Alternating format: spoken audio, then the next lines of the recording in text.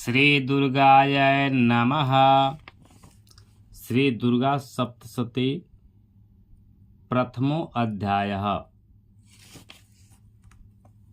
मेधा ऋषि द्वारा राजा सुरथ एवं समाधि नामक वैश्य को देवी महात्म्य सुनाना तथा मधु कैटभ वध का वर्णन। विनियोगः।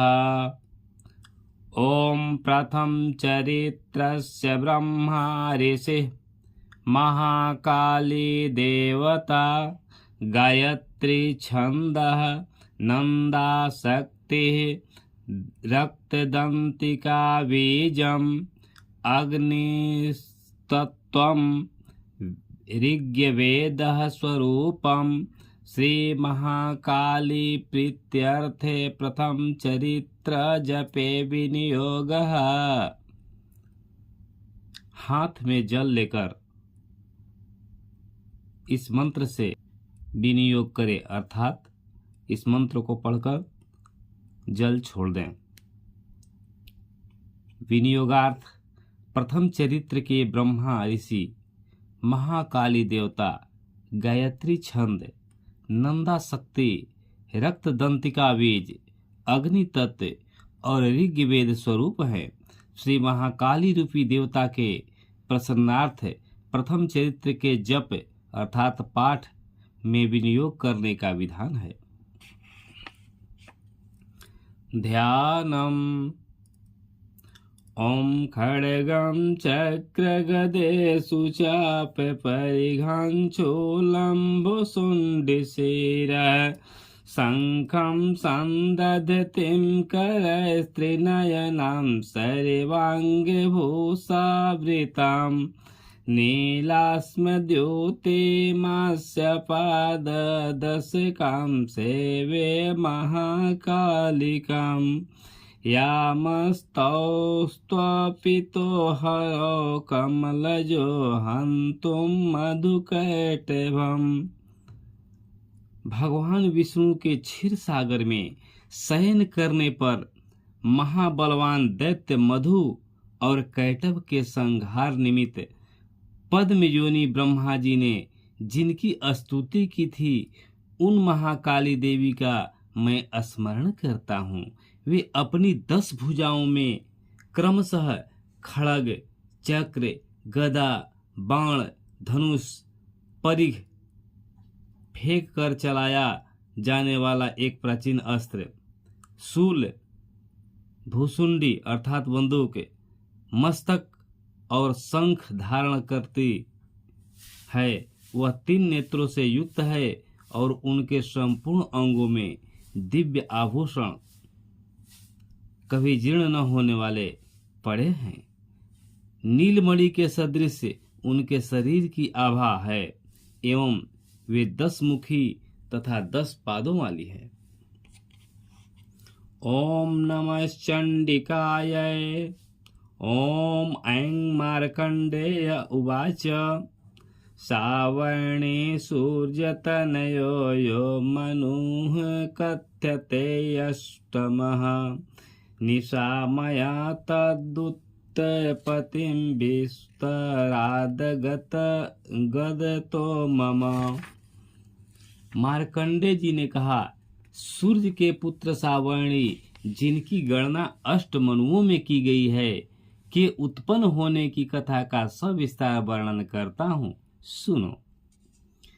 महामायानुभावेन यथा मनवन्तराधिपः स बभूव महाभाग सावर्णिस्तनयोरवेः स्वारोचिषे अन्तरे पूर्वं चैत्रवंश समुद्भवः सूरथो नाम राजा अभूत समस्ते क्षितिमण्डले। सूर्यपुत्र महाभाग सावर्णी भगवती महामाया की कृपा से जैसे मनवंतर के स्वामी हुए, मैं वही घटना कहता हूँ।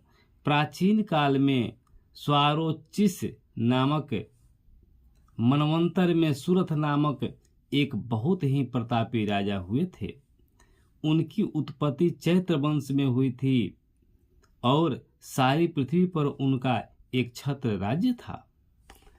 तस्य पालयतः सम्यक् प्रजा पुत्रानि वौरसान् बभूव शस्त्रवो भूपा कोला विध्वंसिनस्तदा तस्य तैर्भवद् युद्धमति प्रबल दण्डिनः न्यूनैरपि स तैर्युद्धे कालो कोला विध्वंसिभिर्जितः।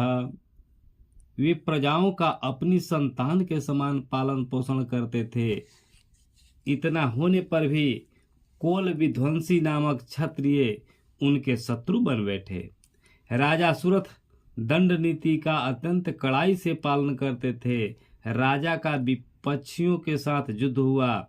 यद्यपि कोल विध्वंसी लोग अल्पसंख्यक वर्ग के थे, फिर भी उन लोगों ने राजा सुरथ पर विजय पाली थी। ततः स्वपुरमायातो निज देशाधिपो अभवत् आक्रान्तः स महाभागस्तैस्तदा प्रबलारिभिः अमात्यैर्बलिभिर्दुष्टैर्दुर्बलस्य दुरात्मभिः कोशो बलं चापरितं तत्रापि स्वपुरे ततः। राजा शत्रुओं से पराजित होकर अपने नगर को लौट आए और उनके देश तक ही उनका राज्य सीमित हो गया।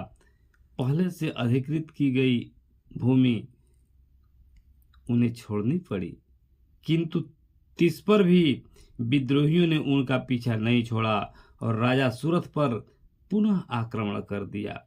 राजा के बल पर उसका ह्रास हो चुका था, इसलिए ऐसे सुयोग को मंत्रियों ने हाथ से जाने देना उचित न समझा और उन दुरात्मा मंत्रियों ने राजकीय सेना वाहन कोषागार आदि पर अपना पूर्ण आधिपत्य जमा लिया।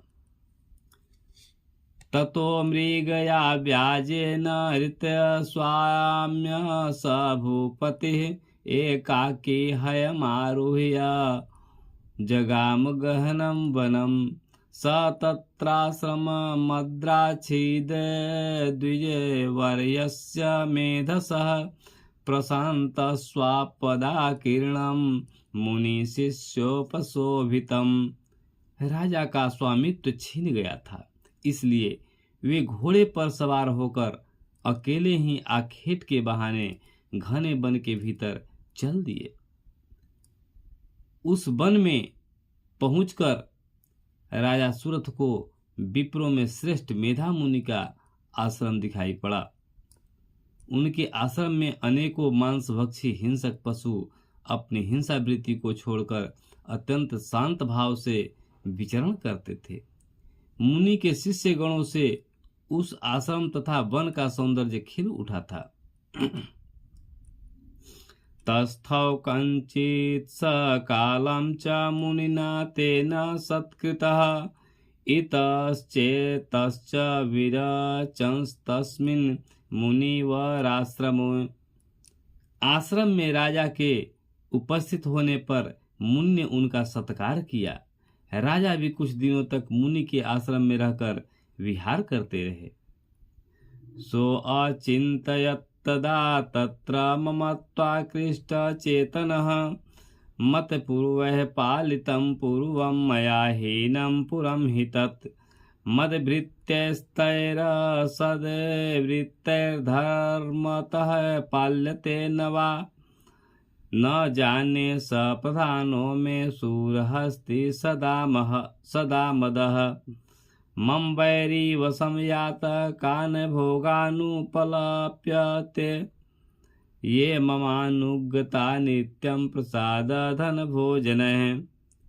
मोह माया से ग्रस्त होकर एक बार वहां राजा अपने मन में इस प्रकार चिंतन करने लगा, जो नगर पूर्व काल में मेरे पूर्वजों द्वारा शासित और पालित था, आज वही नगर मुझसे हीन होकर वीरान हो गया है।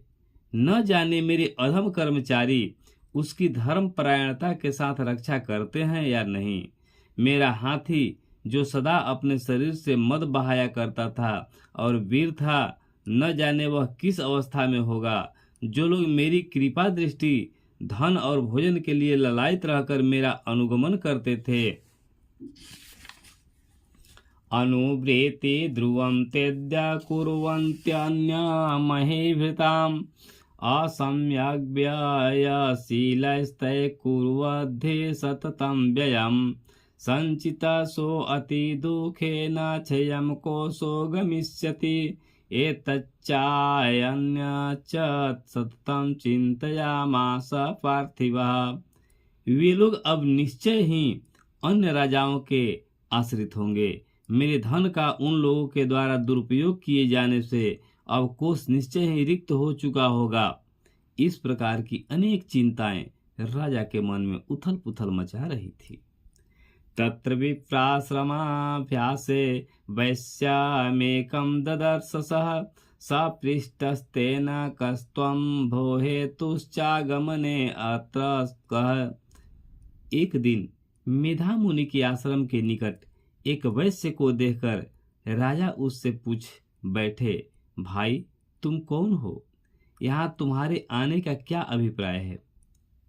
सशोक इव कस्मात् त्वं दुर्मना इव लक्ष्यसे इत्याकर्ण्य वचस्तस्य भूपते प्रणयोदितं प्रत्युवाच स तं वैश्य प्रश्रयान्नवतो नृपम्। तुम तो बहुत ही शोकाकुल और अन्य मनस्क से लग रहे हो। राजा के इस प्रेम पूर्ण प्रश्न को सुनकर वह वैश्य राजा को नमस्कार करके विनीत स्वर में बोला। वैश्य उवाच समाधिर्नाम वैश्यो अहमुत्पन्नो धनिनाम कुले। वैश्य ने राजा से कहा, राजन, मैं धनिक वर्ग में उत्पन्न एक वैश्य हूँ। मेरा नाम समाधि है। पुत्रदार निरस्तश्च धनलोभाद साधुभिः विहीनश्च धनिर्दारः पुत्रैरादाय मे धनम्। मेरे दुष्ट स्त्री पुत्रों ने धन के लोभ के वशीभूत होकर मुझे घर से निष्कासित कर दिया है। इस समय मैं स्त्री पुत्र और धन से रहित हो गया हूँ। वनमभ्यागतो दुःखी निरस्तश्च अप्त बन्धुभिः सो अहं न वेद्मि पुत्राणां कुशला अकुशलात्मिकाम् प्रवृत्ति स्वजनानां च दारुणां च अत्र संस्थितः किं नु तेषां गृहे क्षेममक्षेमं किं नु साम्प्रतं कथं ते किं नु सद्वृत्ता दुर्वृत्ता किं नु मे सुताः। मेरे स्वजनों ने यानी अपने लोगों ने ही मेरे धन का अपहरण कर मुझे उनके अधिकार से च्युत कर दिया यानी वंचित कर दिया। इसलिए मैं खिन्न चित्त से वन में आ गया हूँ। इस समय मैं नहीं जानता कि मेरे कुटुंबियों की क्या दशा है। वे लोग घर में सकुशल हैं या नहीं, मुझे इसके संबंध में कोई ज्ञान नहीं है। मैं विचार कर रहा हूँ कि मेरे वे पुत्र कैसे हैं, वे सदाचारी हैं या दुराचारी हैं। राजोवाच यर्निरस्तो भवान् लुब्धः पुत्रदारादिभिर्धनः तेषु किं भवता अस्नेहमनुबध्नाति मानसम्। राजा ने वैश्य से प्रश्न किया, जिस स्वजनों ने धन के लोभ में पड़कर तुम्हें घर से बाहर निकाल दिया, उन स्वार्थी बंधुओं के प्रति तुम्हें इतनी ममता किस लिए है? वैश्य उवाच एवमेतद्यथा प्राह भवानस्मद्गतं वचः।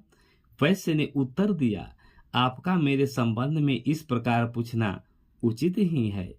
किं करोमि न बध्नाति मम निष्ठुरतां मनः यः संत्यज्य पृथक् पितृ अस्नेहं धनलुब्धैर्निराकृतः परिस्वजना हार्द च हार्दिते स्वेव मे मनः कि मे तत्तन्नाभिजानाति जानन्नपि महामते। मैं क्या करूं? मेरा मन कुटुंबियों के प्रति निर्दय व्यवहार का नहीं हो रहा है। जिन लोगों ने धन की आकांक्षा से आदर, प्रेम और आत्मीयता की भावना का परित्याग कर मुझे इस दशा में पहुंचा दिया है, उन्हीं लोगों के प्रति मेरे मन में अगाध स्नेह तथा ममत्व का भाव है। हे महानुभाव, यह सब जानकर भी बंधु बांधवों के प्रति मेरे मन में जो प्रेम का समुद्र हिलोरे ले रहा है, यह क्या है जानने का प्रयत्न करने पर भी मैं इस बात के रहस्य को नहीं समझ पा रहा हूं।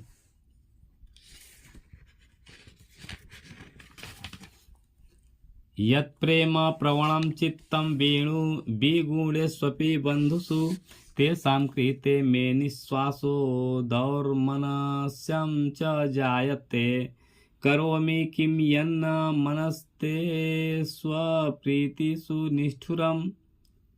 उन लोगों के वियोग में मैं उसासे ले रहा हूँ जिनके फलस्वरूप मेरा हृदय अत्यंत व्यथित हो रहा है। उन लोगों में मेरे प्रति प्रेम का नितांत अभाव है, तो भी मेरा मन उनके लिए तड़प रहा है। इसलिए मैं क्या करूं? मार्कंडे उवाच ततस्तौ सहित विप्रम तम मुनि समुपस्थित।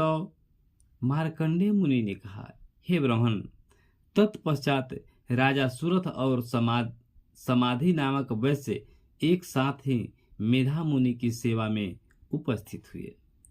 समाधिर्नाम वैश्यो अहसौ स च पार्थिव सत्तमः कृत्वा तु तौ यथा न्यायम् यथार्हं तेन संविदम् उपविष्टौ कथा कांची क्रतुर्वैश्य पार्थिवः। और उनके प्रति उचित सम्मान दिखाकर वहीं बैठ गए। तब वैश्य और राजा ने परस्पर कुछ वार्ता प्रारंभ की। राजोवाच भगवंस्त्वामहं प्रष्टुमिच्छाम्येकं वदस्व तत्। तब राजा बोले, भगवान, मैं आपसे एक निवेदन करना चाहता हूँ, आप उसे कृपा करके बताइए। दुखाय जन्मे मनसा स्वचित्ताय ताम विना ममत्वं गते राजस्य राज्यांगे स्वखिलेष्वपि। मेरा मन स्ववश में न रहने के कारण बहुत ही क्लेशित है। जो राज्य मेरे हाथ से छिन गया है, उनके लिए अभी तक मेरे मन में पहले की ही तरह ममता बनी है। जानतो अपि यथा यज्ञस्य किमेतन्मुनि सत्तमा अयं च निकृत पुत्रैर्दारैर्भृत्यैस्तथोज्झितः। हे मुनियों में श्रेष्ठ, यह बात मैं समझता हूँ कि अब उस पर मेरा स्वत्व नहीं रह गया है, उसे अन्य लोगों ने हस्तगत कर लिया है। फिर भी अज्ञानियों की तरह से उसी के मोह में लिप्त हूँ। यह सब क्या बात है? मेरे ही समान यह वैसे भी अपने घर से अनादृत हो पुत्र, स्त्री और सेवकों द्वारा परित्यक्त होकर निष्कासित कर दिया गया है। स्वजनेन च संत्यक्तस्तेषु हार्दे तथाप्यति एवमेष तथा अहं च द्वावप्यत्यंत दुखितो। इसके स्वजनों ने भी इसका परित्याग कर दिया है। यह जानते हुए भी यह वैश्य उन्हीं लोगों के स्नेह पास में आबद्ध है। हम दोनों का ही हृदय इन सब बातों से अत्यंत क्षुब्ध है। दृष्ट दोषे अपि विषये ममत्वाकृष्ट मानसो तत् किमेतन्महाभाग यन्मोहो ज्ञानी नूरपि ममास्य च भवत्येषा विवेकांधस्य मूढ़ता। दोषयुक्त विषय में भी दोषयुक्त विषय में भी अभी तक मेरा मन ममतावश आकर्षित हो रहा है। हे महाभाग, हम दोनों ही समझदार हैं, फिर भी हम में जो मोह की प्रबल धारा उमड़ पड़ी है वह क्या है? हम दोनों में प्रत्यक्ष रूप से अज्ञान के लक्षण दिखाई पड़ रहे हैं। ऋषिरुवाच ज्ञानमस्ते समस्तस्य जंतुर्विषय गोचरे। तब ऋषि ने कहा, हे महाभाग, विषय मार्ग का ज्ञान सभी प्राणियों में विद्यमान होता है। विषयश्च महाभाग याति चैव पृथक पृथक। दीवान्धाः प्राणिनः केचिद्रात्रावन्धास्तथा परे।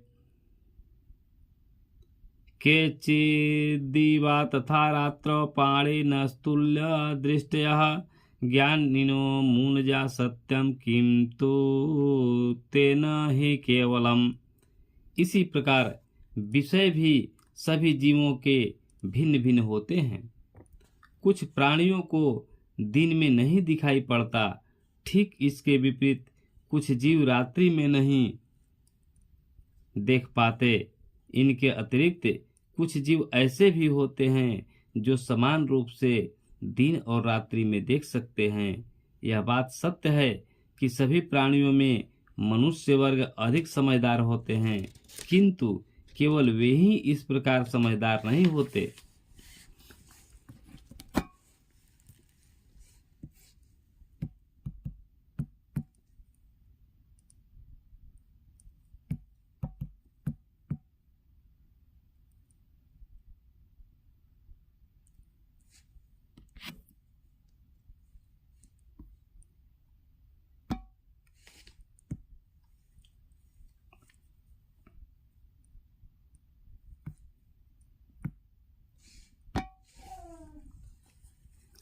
यतो हि ज्ञानिनः सर्वे पशु पक्षी मृगादयः ज्ञानं च तन्मनुष्याणां यत्तेषां मृगपक्षिणां मनुष्याणां च यत्तेषां तुल्यमन्यस्तथोभयोः। ज्ञाने अपि सति पश्येतान् पतंगाच्छा वचंचुषुः। उनके अतिरिक्त पशु पक्षी और मृगादि जीव भी समझदार होते हैं। मनुष्यों की बुद्धि भी पशु पक्षियों और मृगादि जीवों के ही समान होती है। जैसी मनुष्यों की समझ होती है वैसे ही उन मृगादि जीवों की भी होती है।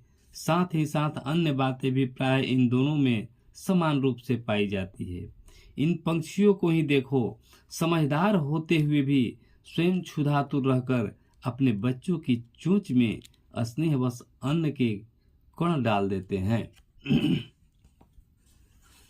कणमोच्छाद्रितान मोहात पीड़ियामानान अपि क्षुधा मानुषा मनुजा व्याघ्र साभिलाषा सुतान प्रति। हे राजन, क्या तुम नहीं जानते कि ये मनुष्य समझदार होते हुए भी लोभवश अपने उपकार के बदले उपकृत होने के निमित्त पुत्रों की इच्छा रखते हैं। लोभात प्रत्युपकाराय नन्वेतान किम न पश्यसि तथापि ममतावर्ते मोहगर्ते निपातिता महामाया प्रभावेण संसार स्थितिकारिणा तन्नात्र विस्मयः कार्यो जोग निद्रा जगत्पतेः महामाया हरेश्चैसा तया सम्मोहते जगत ज्ञानिनामपि चेतांसि देवी भगवती हिंसा बलादाकृष्य मोहाय महामाया प्रयच्छति तया विसृज्यते विश्वं जगदेतच्चराचरम् सहसा प्रसन्ना वरदानेणां भवति मुक्तये सा विद्या परमा मुक्तिर्हेतुर्भूता सनातने संसार बंध हेतुश्च सैव सर्वेश्वरी। यद्यपि उन सब में भी समझदारी का भाव होता है, फिर भी वे संसार की स्थिति अर्थात जन्म मृत्यु की परंपरा को बनाए रखने वाली महामाया भगवती के प्रभाव द्वारा मोह रूपी भंवर में डाल दिए जाते हैं और उसी में वे जीव डूबते उतराते रहते हैं। इसमें आश्चर्य की कोई बात नहीं है। जगत पिता विष्णु भगवान की जोग निद्रा रूपिणी महामाया से ही यह सारी सृष्टि मुग्ध हो रही है। वे महामाया ज्ञानियों के चित्त को भी बलात् आकर्षित करके मोह सागर में डाल देती है। वे ही समस्त सृष्टि की जगतदात्री है तथा जब वे ही प्रसन्न होती है तब मनुष्यों के उद्धार के लिए मुक्ति लाभ का वरदान भी देती है। और वे ही परा विद्या अर्थात विद्याएं दो होती है, परा और अपरा, संसार बंधन और मोह ममता उत्पन्न कर्त्री सनातनी देवी है तथा समस्त ईश्वरों की भी अधिष्ठात्री है। राजोवाच भगवन काहि सा देवी महामायेति याम भवान। तब राजा ने प्रश्न किया, भगवन, जिन्हें आप माया कहकर संबोधित कर रहे हैं वे देवी कौन सी है? ब्रवीति कथमुत्पन्ना सा कर्मास्याश्च किं द्विज यत् प्रभावा च सा देवी यत् स्वरूपा यदुद्भवा तत्सर्वं श्रोतुमिच्छामि त्वतो ब्रह्म विदाम्बर। हे ब्राह्मण, उनका प्रादुर्भाव किस प्रकार से हुआ, उनके चरित्र कौन कौन से हैं? ब्रह्मविदों में श्रेष्ठ मुनि उन देवी की उपरोक्त कथाएं मैं आपके श्रीमुख से श्रवण करना चाहता हूँ। ऋषिरुवाच नित्यैव सा जगन्मूर्तिस्तया सर्वमेदं ततम्। ऋषि ने कहा, हे राजन, यथार्थ में देवी का स्वरूप नित्य और सनातन है। यह समस्त जगत उन्हीं का स्वरूप है और वे ही देवी समस्त विश्व के चराचर प्राणियों में व्याप्त है। तथापि तत्समुत्पत्तिर्बहुधा श्रूयतां मम देवानां कार्य सिद्ध्यर्थमाविर्भवति सा यदा। उनकी उत्पत्ति अनेक प्रकार से होती है, वह मैं तुम्हें सुनाता हूँ। यद्यपि वे जन्म रहित और नित्य स्वरूपा है, तो भी जब देवताओं की कार्य सिद्धि के निमित्त अवतार ग्रहण करती है। उत्पन्नेति तदा लोके सा नित्याप्यभिधीयते जोग निद्रां यदा विष्णुर्जगत्ये कारण विकृते आस्तिर्य शेषम भजदे कल्पान्ते भगवान प्रभु तदा द्वावसुर घोर विख्यात मधुकैटभय। उस समय उन्हें लोक में अवतरित होना माना जाता है। कल्पांत में जब समस्त विश्व महासमुद्र में विलीन हो रहा था और सब जीवों के पालन करता भगवान विष्णु शेष शैया पर जोग निद्रा में अभिभूत हो रहे थे, उस समय उनके कानों की मैल से दो भयंकर दानवों की उत्पत्ति हुई। वे असुर मधु कैटभ नाम से जगत में विख्यात हुए।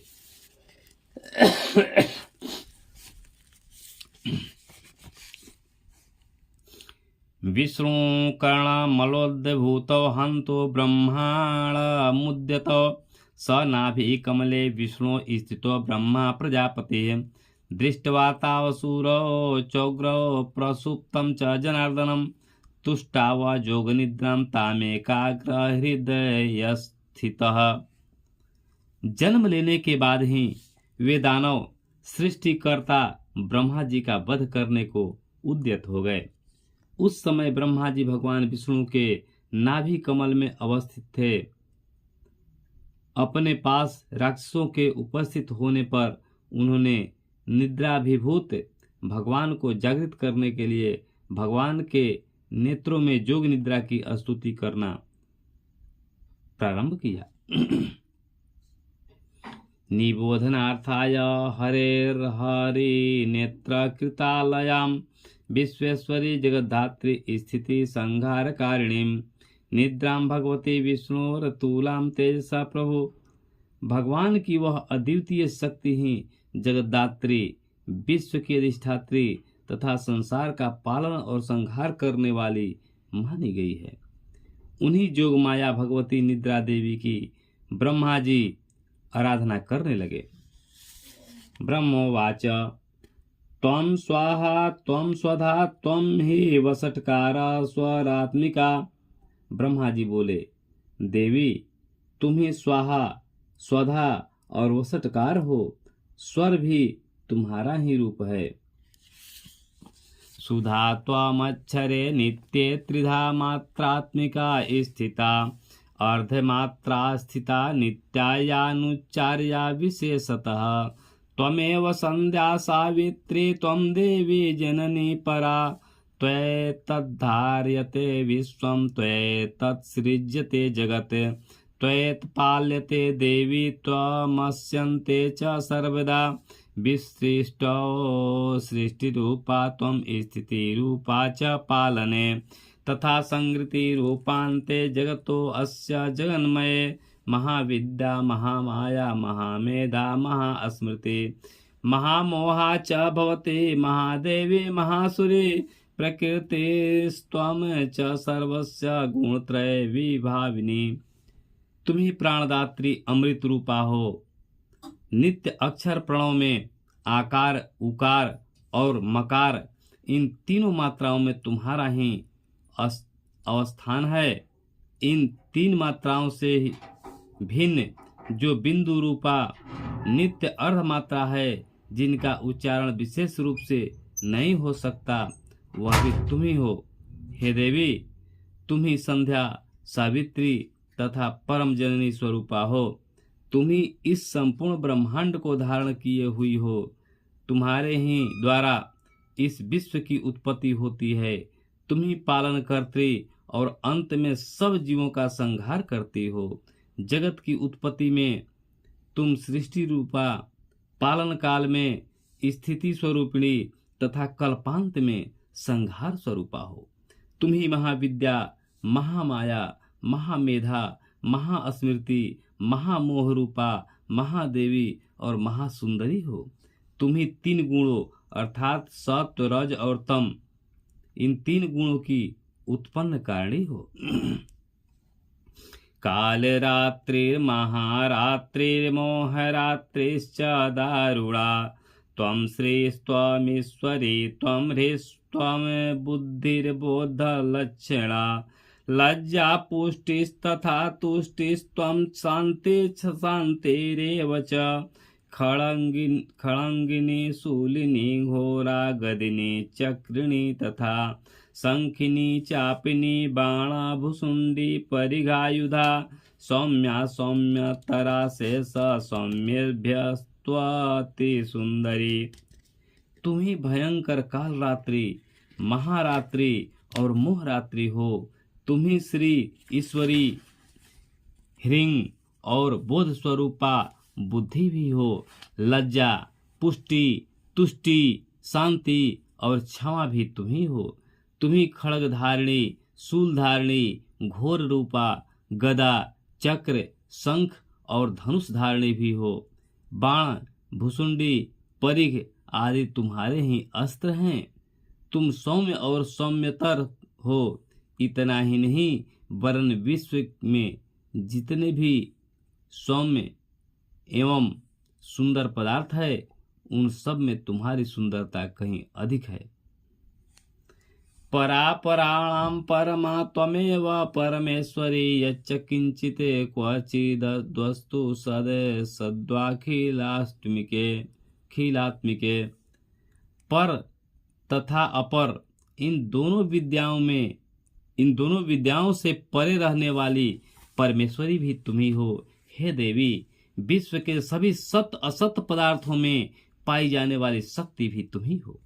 तस्य सर्वस्य या शक्तिः सा त्वं किम् अस्तूयसे तदा, यया त्वया जगत्तस्तत्सृष्टं त्रष्टा जगत्पात्यति यो जगत् सो अपि निद्रावसंसित कस्त्वामस्तोतु मिहेश्वरः विष्णु शरीर ग्रहण महमीशान एव च। ऐसी अवस्था में तुम्हारी स्तुति अवर्णनीय है। इस विश्व के रचयिता, पालनकर्ता और संहारक भगवान विष्णु को भी जब तुमने निद्रा के वशीभूत कर दिया है, तब तुम्हारी स्तुति के योग्य इस ब्रह्मांड में कौन है। मुझे भगवान शिव तथा विष्णु को भी तुम्ही ने शरीर धारण करने को बाध्य किया है। कारितास्ते यतोस्तस्त्वां कः अस्तो तुम शक्तिमान भवेत् सा त्वमिथ्यं प्रभावय स्वैरुदारैर्देवी संस्तुता। अतएव तुम्हारी स्तुति की सामर्थ्य किसमें है हे देवी, तुम तो अपने इन उदार प्रभावों से ही प्रशंसित हो गई हो। मोहयतो दुरार्धर्षा वसुरौ मधुकैटभौ प्रबोधं च जगत् स्वामी नियतामच्युतो लघुः बोधश्च क्रियतामस्य हन्तु हिमेतौ महासुरौ। इन दोनों अजय असुरों को तुम मोहग्रस्त करके भगवान विष्णु की निद्रा भंग कर दो। इसके साथ ही भगवान के भीतर इन मधु और कैटभ नाम के महाअसुरों के संहार की बुद्धि भी उत्पन्न करो। ऋषिरुवाच एवं अस्तुता तदा देवी तामसी तत्र वेधसा विष्णु प्रबोधनार्थाय निहन्तुं मधुकैटभौ नेत्रास्य नासिका बाहु हृदयेभ्यस्तथोरसः निर्गम्य दर्शने तस्थौ ब्रह्मणो अव्यक्त जन्मनः उत्तस्थौ जगन्नाथस्तया मुक्तो जनार्दनः एकारणवे हि स यनात्ततः स ददृशे च तौ मधुकैटभौ दुरात्मानावती वीर्य पराक्रमौ।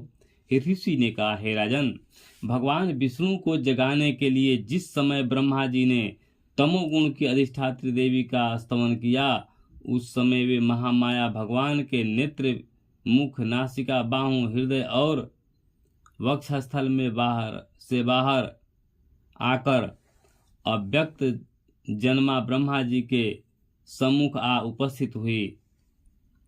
जोग निद्रा से रहित होकर जगतपति भगवान जनार्दन उस एक कारण के जल में दैत्यों को देखा।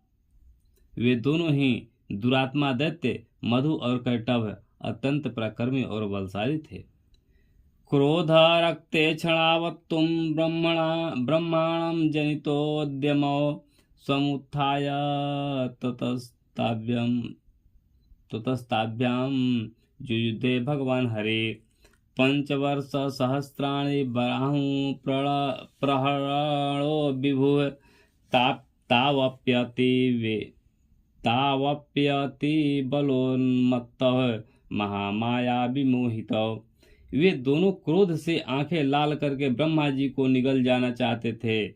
ऐसी स्थिति में भगवान विष्णु ने उन दोनों राक्षसों के साथ 5000 वर्ष तक लगातार बाहु युद्ध किया।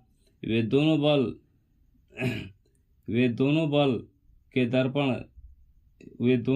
के दर्प से दर्पित हो रहे थे। महामाया ने उन दोनों असुरों को अपने प्रभाव से मोहग्रस्त कर दिया था। उक्तवन्तौ वरो अस्मतो व्रियतामिति केशवम्। तब उन राक्षसों ने विष्णु भगवान से कहा, हम तुम्हारे शौर्य से अत्यंत प्रसन्न हैं, तुम हम लोगों से कोई इच्छित वर मांग लो।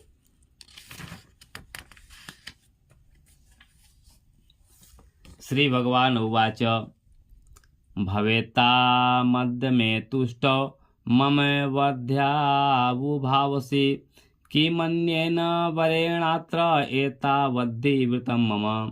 उनकी बात सुनकर भगवान ने कहा, यदि तुम दोनों मुझसे प्रसन्न हो तो तुम्हारी मृत्यु मेरे हाथों से हो। मुझे यही वर चाहिए। इसके सिवाय मुझे अन्य किसी प्रकार के वरदान की आवश्यकता नहीं है। ऋषिर्वाच वंचिताभ्यामीति तदा सर्वपामापोमयं जगत् विलोक्यताभ्यां गतितो भगवान् कमलेक्षणः आवां जहीन यत्रोर्वी सलीलेन परिप्लुता।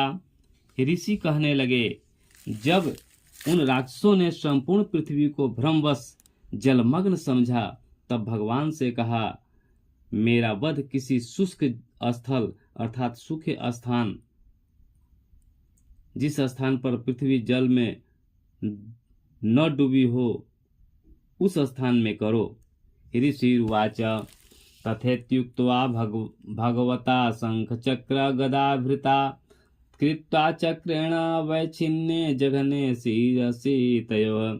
ऋषि ने कहा, तब तथास्तु कहकर शंख चक्र गदा पद्मधारी भगवान विष्णु ने उन दोनों दैत्यों के मस्तक अपनी जांघों पर रखकर सुदर्शन चक्र के द्वारा काट दिए।